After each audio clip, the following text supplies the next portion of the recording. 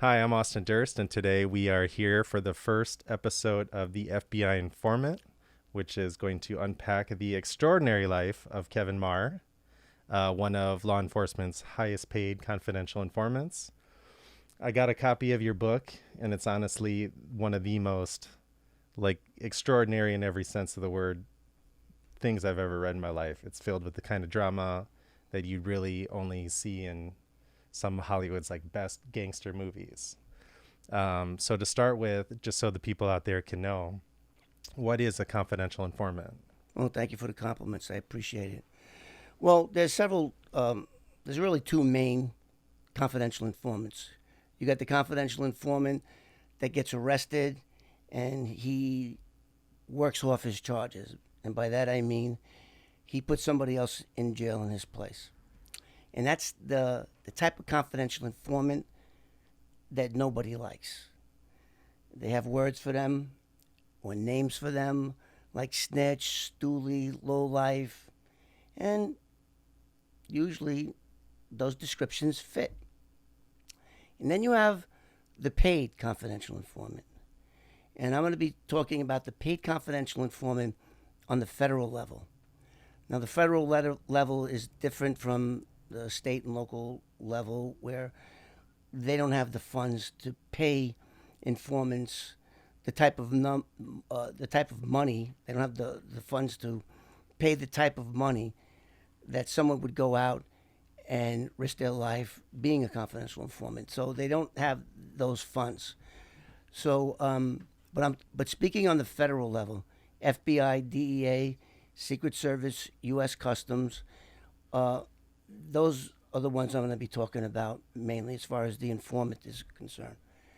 I'm here to tell everyone that being a confidential informant on the federal level is one of the most exciting, profitable jobs you could ever hope to have. If A, you're good at it, and B, have the right subjects that are worth money to law enforcement. Because don't forget, the federal government prints money. So it's no big deal for them to be writing checks. And I've had some pretty big checks. In 1989, I was the highest paid government informant in the Justice Department. And I think it was $189,000.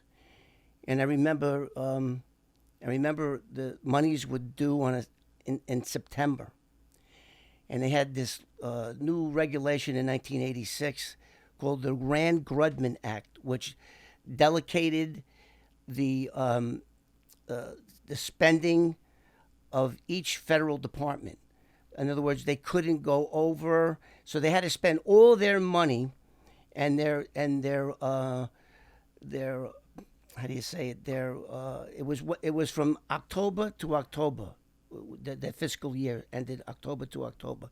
My money was due in September, so the DEA made sure that they spent every dime of their allocations that year, so that they would get at least that much or more the following year.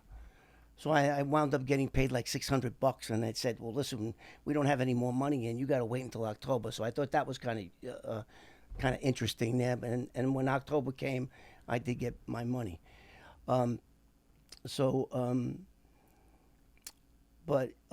there's a downside of being an informant too. I was a confidential informant with the Justice Department for 30 years, 3 decades, and it cost me my marriage. Because after a while, you realize that no matter what you do in your role as an informant, you are literally above the law by it. And I'm going to talk more about that on individual vlogs. But and the old saying that power corrupts is true. You can't give somebody a license to do whatever they want. A bag of cocaine, bags of cocaine, millions of dollars, alcohol, women, and a car that goes 171 miles an hour. All of those things are a recipe for disaster. and if anybody's read my book, they know exactly what I'm talking about. So, but being a confidential informant was the greatest experience of my life. It was like filming a Miami Vice show, except I was the star, the writer, the producer, and the only difference between me and an actor is I didn't get a take two. If I didn't perform right, it could mean the end of my life. All right, so obviously it's an exciting job, but it's also a dangerous job. I mean, were you ever scared? No, to be honest with you, no.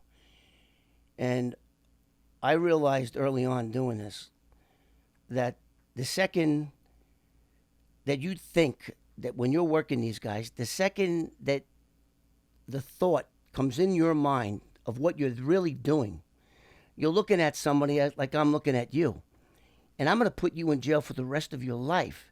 They know, I just met this guy, and they're afraid. Everyone knows that there's UCs and CIs out there. They all know that. And I'm a firm believer, when I'm judging someone, I'm not really even paying attention to what they're saying. I'm looking at their body language, and most importantly of all is the eyes. Because I'm a firm believer in the eyes are the window to our soul. And if I were to be thinking about, even for a split second, my eyes would tell these people who are not dumb. These are not stupid street criminals that we're talking about here. We're talking about organized crime people, whether they be the drug cartels, Medellin or Cali, the mafia, any one of the 5 families in New York, any one of those guys, they would pick it up in a second. So rather than be a confidential informant, I was really an actor. I was an actor that assumed the role. And I like to also stop right there. Sometimes I was working as many as 5 cases. And when I was working 5 cases, they were 5 different individuals. I had to play 5 different characters maybe in one day. And by the end of the day, sometimes I went home and I didn't even know who I was. I didn't have one of those scissor things, cut, stop, and. So I literally lived my characters. And although most of my characters were all the same, but some of my personality traits had to be changed and adjusted to individuals that I was going after, targets that I was going after. And being a confidential informant, you got to make these criminals want to be around you all the time. So you had to find out what it was about this guy that would want to make him be around me all the time. Because the longer I'm with you, the more information, the more intelligence I'm gathering, and so on. So to answer your question, no. I was never afraid because I never thought about what I was doing when I was in my role. And so during your career, you've been responsible for taking down some of New York's most notorious criminals. Has there ever been any blowback, or has anyone ever, I guess, tried to kill you in your life for things that you've done? Yes. In fact, one was recent. It was, let me see. Yeah, January 27, 2017 at 1:40 p.m. Yeah. So, yeah, let's hear a little bit about that story. Yeah, and again, I want to save this for a vlog. I don't want to give it all away. But, yeah, so I was driving home from the supermarket, and this is on video, too, so it's going to be really pretty cool. I'm driving home from the supermarket doing my daily stuff, and I pull my truck into my driveway. I take out 4 bags of groceries, and I walk up to my front door, which is a steel a security screen type of a door, and then there's a wooden door behind that. And I put my key in the door, and the second I did, I didn't hear the round. It was a 22 Magnum target pistol with an 8-inch barrel. So I put the key in the door. Now I'm trapped. I'm in a porch. only one way out. I mean, and they got me by surprise. So as I put the key in, bang, I hear the first one. I go, what the hell is that? And I go to turn around, bang. And it wasn't like bang, bang, bang, bang, bang. It was bang, aim, bang, aim, and then I just dropped. And then bang, bang, bang, bang, bang. So anyone that's right-handed that opens a door, if you walk up to the door, your body's more to the left of the door, and you put the key in. So you can actually, I can line up my body with all the bullets that are around me. And then the one bullet that would have been a direct hit, I mean, you could line it up, was the bullet that hit the post. And it's there to this day. And when you line it up, it just blew the tip of the board away and fragmented the round. And yeah, but it doesn't count when they miss. So I sort of did. I think there was a movie with Arnold Schwarzenegger and some other guy, and the guy's being shot at. Tom Arnold. It was Tom Arnold. Oh yeah, True Lies. True Lies. And somebody opens up on him, and there's a light pole about this thick, and he hides behind the light pole, and they missed. They missed, and he started going. So I actually got up, and I started checking myself, and they missed, and it didn't count. So I just really don't think about it, and the FBI is involved with that investigation. It's still ongoing, and I don't know what camera on, but we know who you are. We know who you are, and we'll see how that works out for you. So you've had a lot of close calls, and then something that's another. I mean, there's so many crazy stories in this book. Crazy, exciting. It'll make you laugh. It'll make you cry. Probably crazy. It'll make you feel things you didn't even know you could feel. But one of the stories that was really interesting is the time that you had to romance a hitman's wife. A jailed mafia hitman's wife. Yeah. Tell me about that. This was I think this was my second assignment working with the Manhattan District Attorney's Office squad. There was a guy in jail that had 2 homicides in Queens. He whacked 2 guys in a body shop in Queens. And he had this diabolical plan with this woman by the name of Donna Hodge. And her husband was a famous jazz singer, or he was a famous singer. And so she was having a romance with this mafia hitman by the name of Robert Eschert. And we're going to get into these. I'm going to get into these stories in more detail, but I'll just give you the meat of it. And so they came up with the brilliant idea that they were going to, he was going to come in with another guy. Robert Eschert was going to come into a West End Avenue luxury apartment, which had a doorman. And their idea was they were going to go in, make it look like a robbery and a rape. They didn't have DNA back in 1973. And make it look like a rape. And they suffocated the guy to death. They tied him up with duct tape deliberately to keep him from breathing. And he suffocated to death. And it's got to be a horrible way to die.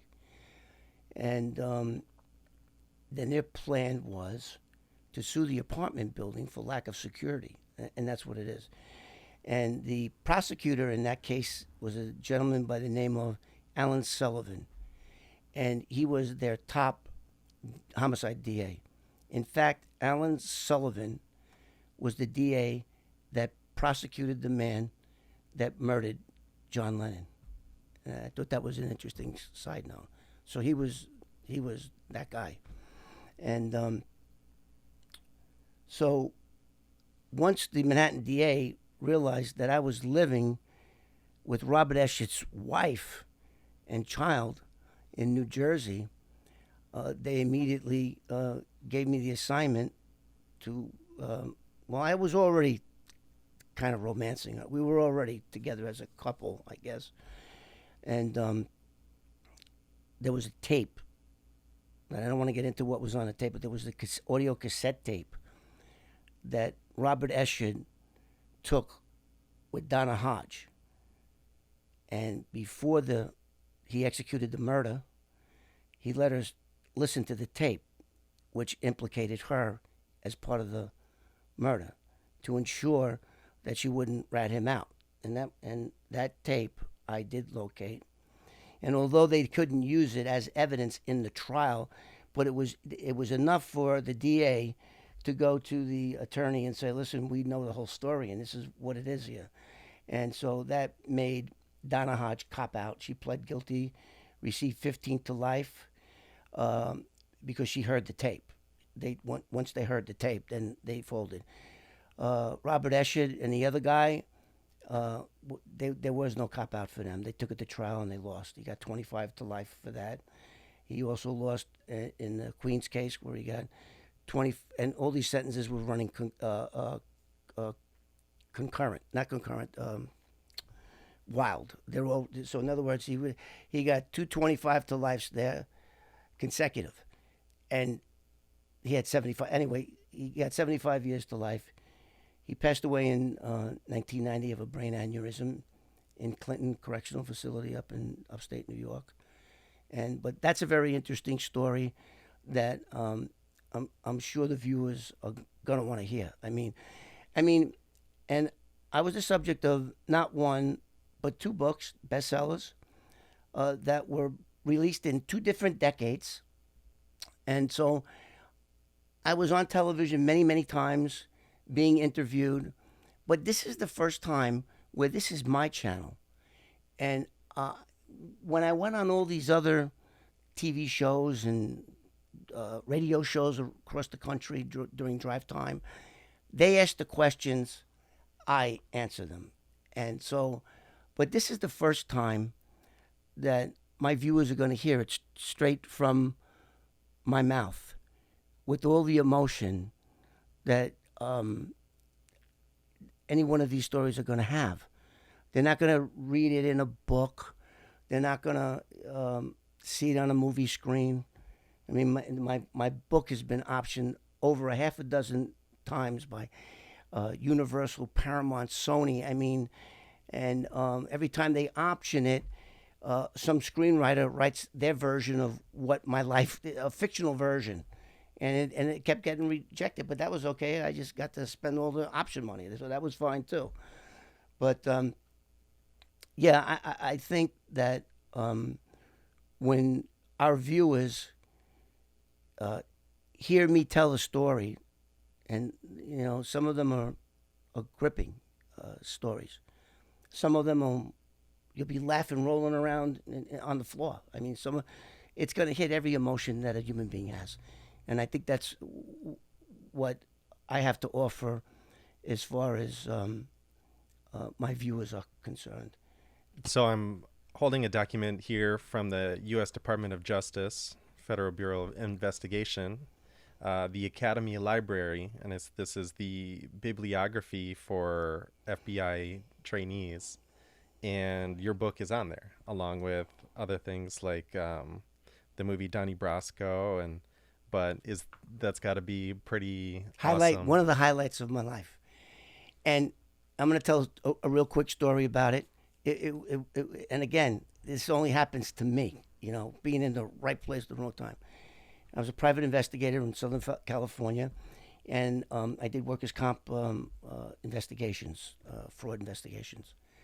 And so now when I found that out, and that came out in January of 2000, like 4 years after my book was published.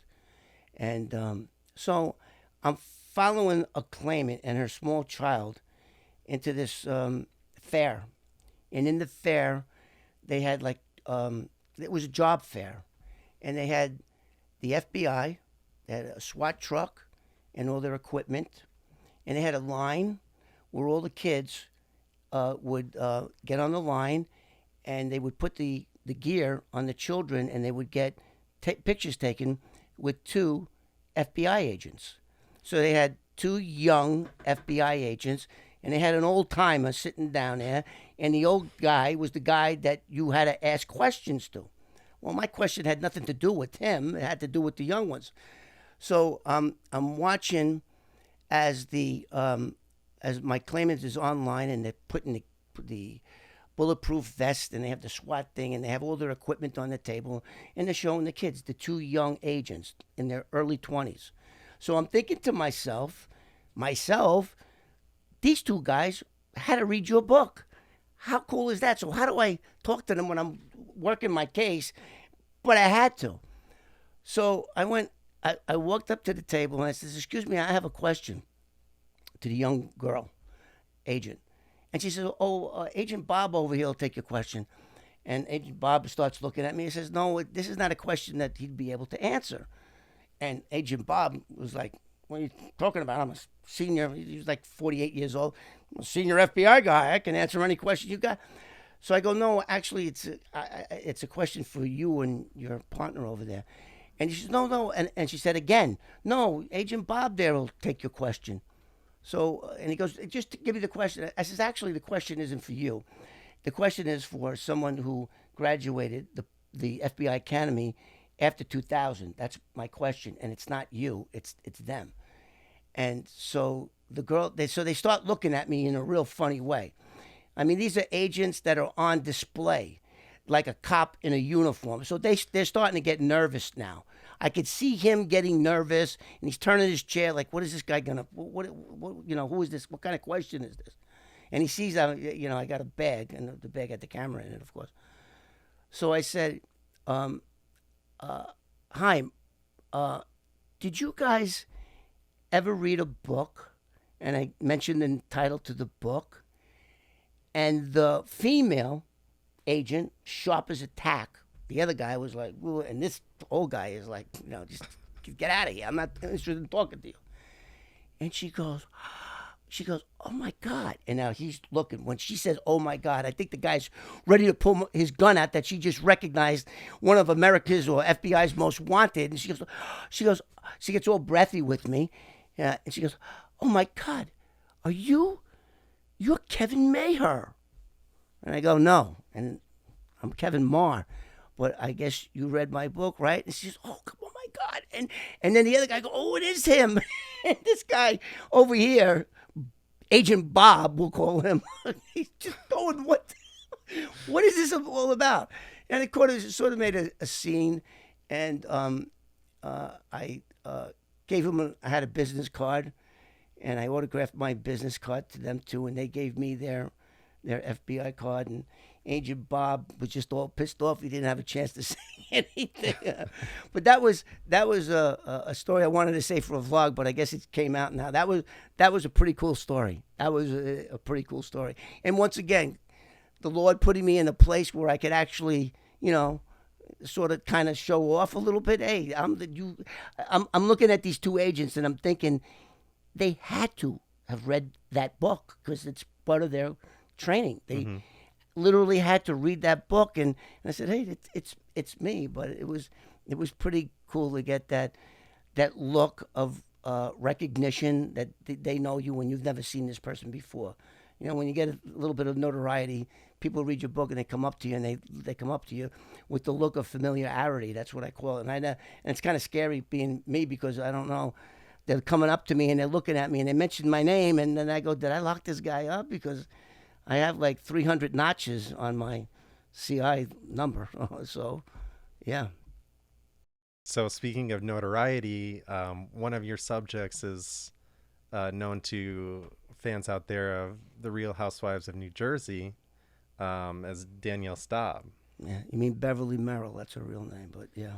So that was a huge controversy in the last couple of years. Do you want to talk a little bit about that? There's not a subject I want to talk more about than the Danielle Staub stuff, because everybody knows that there was a $5 million that she said some slanderous things about me, which I won't get into now. And not only did she say it, it was put in People's Magazine. And at the time, I was married. My wife was 9 months pregnant. So it was very, very hurtful and damaging the accusations that she put against me and my family. And so Danielle Staub. So there was a lawsuit. The lawsuit went on for 1 year. She started ducking her depots, and it was a big lawsuit. I mean, it was $5 million lawsuit.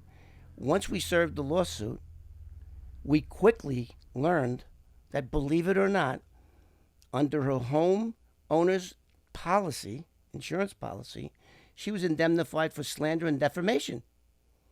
Well, that's great. What's the policy limit on that? And it was $5 million.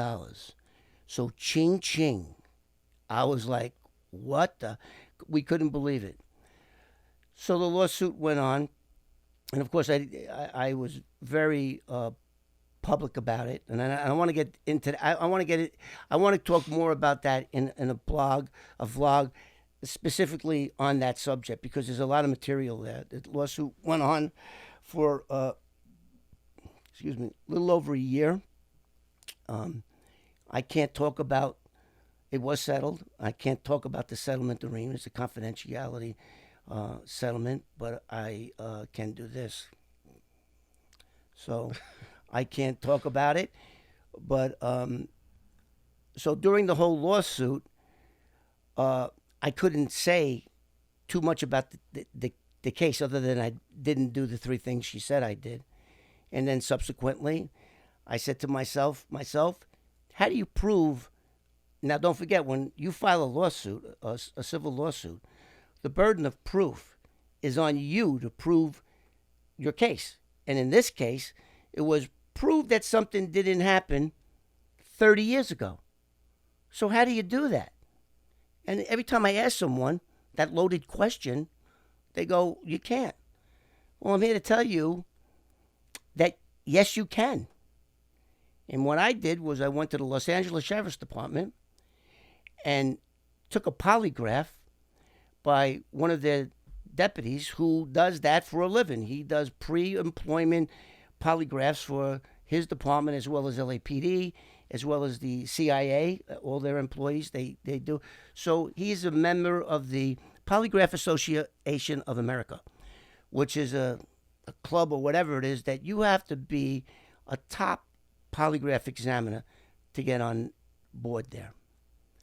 So I took my polygraph exam, passed it, and challenged her to do the same thing. You challenged her on TMZ. Yes, too. to take the $5 million challenge, which was hook up to a polygraph administered by someone who's in the Polygraph Association of America, pass your test, and I will dismiss my $5 million lawsuit and walk away a rapist. Well, the insurance company and her lawyer, they didn't like that one bit. And several times they went to the federal judge. This was a federal lawsuit that was filed in Los Angeles. And they tried to get a gag order on me because I was putting it out to the public. You know, she used the public vehicle, People magazine, to slander me. So, the judge's position was, well, she used a public entity to slander me. And People magazine is one of the most credible magazines in this country. It's not like it was some rag magazine. This was People magazine. So I did that. And, of course, the next day all the media was at the lawyer's office, and she didn't want to do that. So that's when public opinion started to turn around. And people then started viewing me not as a rapist, not as a puppy killer. She said I murdered her puppy. She only did that because she knows that I'm a dog lover. I love animals. And and that was her mistake, because a lot of my clients at that time knew I was the nut that would go and chase a dog down the street and get him and try to get him a new home. So, but she only did that because she knew how much that would hurt me to be accused of harming an animal. So, but that worked against her because nobody believed that. Anyone that knew me knew I was incapable of harming an animal. And so we're going to get into more about that because the lawsuit, all of a sudden I had a lawsuit one day, and then the next day, bang, it got settled. It got settled. So Nobody was interested in hearing my story about my marriage to her, my relationship, my 3-year relationship with her, and that is very exciting. I mean, that there's some stuff that's going to come out that I want to vlog about, and I would love to have the viewers comment in the section below on what topics they would like me to speak to when it comes to Danielle Staub. So we've given people little snapshots of what they can expect with this new channel. What made you want to start the channel, and what are you hoping people get out of it? Well, I had COVID-19. I was quarantined for like almost 3 months. And I got familiar with YouTube because that's all I watched. And I really have Sammy the Bull Gravano to thank for this. And there's another guy, Franchisi. Now, these two guys were not confidential informants. I want to make that clear to everyone. They may have had a CI number. They may have been registered. But they were what we call in the law enforcement industry a cooperating witness. That's all. They never worked undercover. And that's to say their stories aren't great. But if you heard one mafia story, you basically heard them all. And Sammy the Bull Gravano does a great job. He's articulate and he's got balls. I respect the man for the sense that he's got balls because I've seen him. He was a witness in some kind of either it was the Senate or the Congress, and this guy is a well-spoken, intelligent man that has balls. I mean, the things that he did with the mafia, and I think he was responsible for over 30 people being arrested. That takes balls. That takes brains, and I take my hat off to the guy. I really do. I'm satisfied with all the time that he did. He murdered 19 people. I wasn't too happy with the fact that he only got 5 years for murdering 19 people, but then he got into a little other trouble and he wound up doing 17 years. So the guy did 22 years. He did 22 years. That's not going to give him a pass on the 19 people that he murdered, but the 19 people that he murdered were all in the mafia. They all go by another law, and each and every one of them, I'm told, that he whacked, committed a crime against the family that was a death penalty. So they all knew it. They all knew what was coming. They all made the mistake. He did it. I'm not condoning what he did. I'm a practicing Catholic, but he did his time, and I wish the guy the best. I mean, and he gave me the inspiration to do my channel.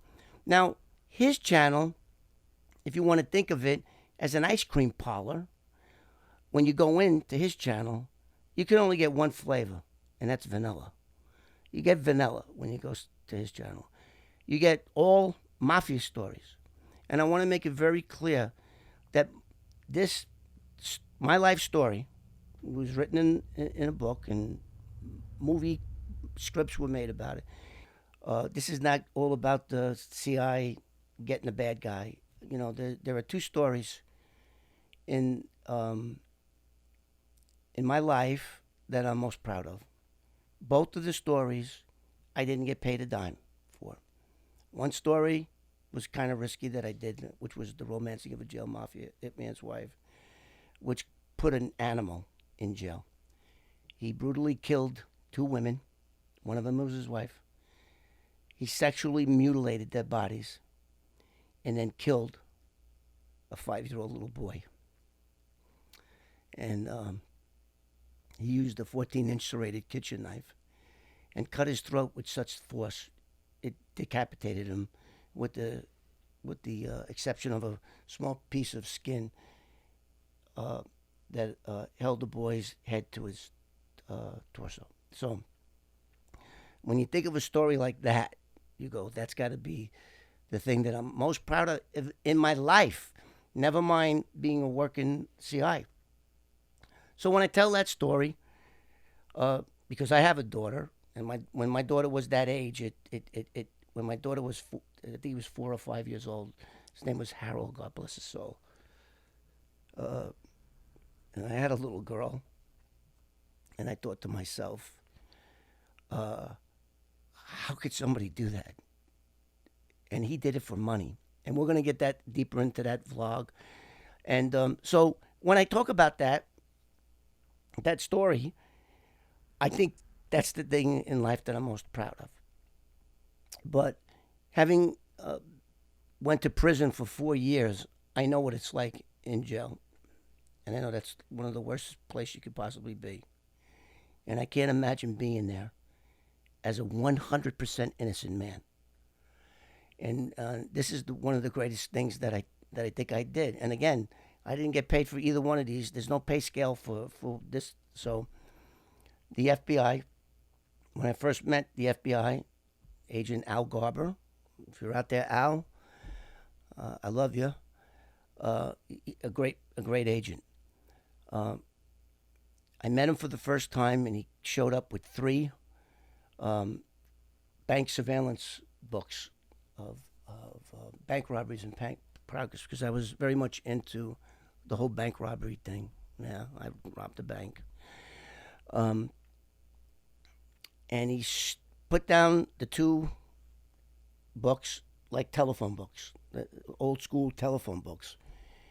And he puts them down on the counter, and I start going through them. And he's standing right over me, and we're in a room by ourselves. And I think I got to like the 5th page. Now, don't forget, he brought 3 books, in not in chronological order, I'm guessing, but 3 of them. He picks the top one off, and the 5th page in. Now, this guy thought I was a nut. This is the first time I'm meeting this guy. And I'm in the Manhattan District Attorney's Office squad, where there's like 8 detectives that I've worked with. I flip the book and I get excited, and I was young back then, and look, I know who this is. This is Joseph Jeffries. And I was like, wow, 5th page in, first book. That's got to be like hitting a home run, at the 8th, 9th inning and whatever. I don't follow baseball, but it's got to be like one of those feelings. And I look up at him, and he goes, no. That's I personally arrested that guy, and he's in the Metropolitan Correctional Center. And he flips the page, and I go, wait a minute. Wait a second. So I second-guessed myself for a second or two, and I flipped the page back, and I'm watching all 6 still photographs. And this particular idiot walked with a gait where he would walk with his left shoulder up, his right shoulder down, and he was always cupping his hand. And how do we know this? The detectives in this squad followed this guy for 6 months, so nobody knows him better than those guys. They did like a 24-hour thing with him. So I go, listen, I don't know who you got, but you arrested the wrong guy. And I scoop up the book, take it into the squad, and I said, Joe, Jimmy, everyone, tell him who this is. And it went, Joseph Jeffries. And with every Joseph Jeffrey that came out of the mouth, you saw this man, this compassionate man. And now, don't forget, he was the one that arrested this guy. And I never found out the backstory of what happened. But the guy, Joseph Jeffrey, that I pointed out, and everyone identified him, lived 3 blocks from that bank. So, FBI agents are some of the smartest, toughest men that walk the streets. They are the elite law enforcement agency, not just in this country, but the world. And to see this guy who I only met for 10 minutes, 15 minutes, have that look of panic on his face. And then he started like mumbling to himself, and he starts closing the books, and he goes, I got to go. And he literally ran out of the squad across the street to 26 Federal Plaza. And I was happy to hear that man was released the very next day. And I'll save that story for another blog. But so when I tell that story, I go, wow, that's got to be the proudest thing I ever did. When I tell that story. But when I tell the other story, I got to go with the kid. So I don't know which one, but those 2 stories, and unfortunately for me, there wasn't any way for the FBI to pay me for that, because I don't think it's ever happened where a CI identified the wrong guy, was arrested, and told him who the right guy was. So there was no pay scale. So he was actually trying to get me paid, but there was no pay scale for getting somebody out of prison that was in custody by the FBI and had criminal charges filed by the Southern District of New York. And at the time, our Rudy Giuliani was the prosecutor back then. And this channel is not just going to be about crime, or like I said in Sammy DeBulcravano's case, one flavor. There's going to be all different types of exciting stories that I think my viewers are really going to appreciate, and I can't wait to get started. Well, you heard it from the man himself. This is the first episode of the FBI Informant. You can tune in for more episodes, I should say. Subscribe, like, give us comments of the kind of things you want to hear. And thank you for your honesty and for doing this. Thank you, and thank you. And we'll see you next time. Peace.